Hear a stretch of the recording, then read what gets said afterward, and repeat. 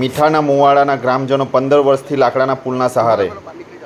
ગળતેશ્વર તાલુકાના મીઠાના મુવાડામાં આશરે 40 પરિવારો અને 300થી વધુ લોકો ચોમાસા દરમિયાન જોખમી કામચલાઉ લાકડાના પુલ પરથી અવરજવર કરવા મજબૂર છે.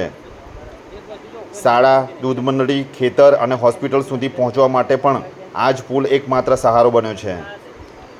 ગ્રામજનો દ્વારા વર્ષોથી રજૂઆતો છતાં કાયમી પુલ કે પાકા રસ્તાની સુવિધા ન મળ્યાનો આક્ષેપ.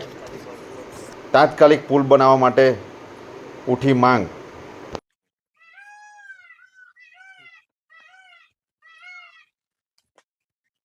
પરવીનભાઈ દીપાભાઈ પરમાર, ગામ મીઠાના મુવાડા. અને આ રેલિયો વિસ્તાર ગણાય છે.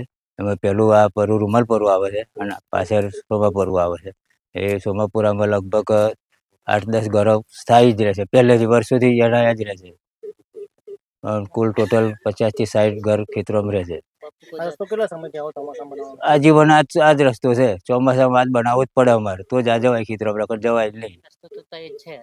મેઇન રસ્તો વેરાવાનો છે, પણ વેરામ તો અત્યારે 2 માથોડા જેટલું પાણી એટલે જવાય જ નહીં.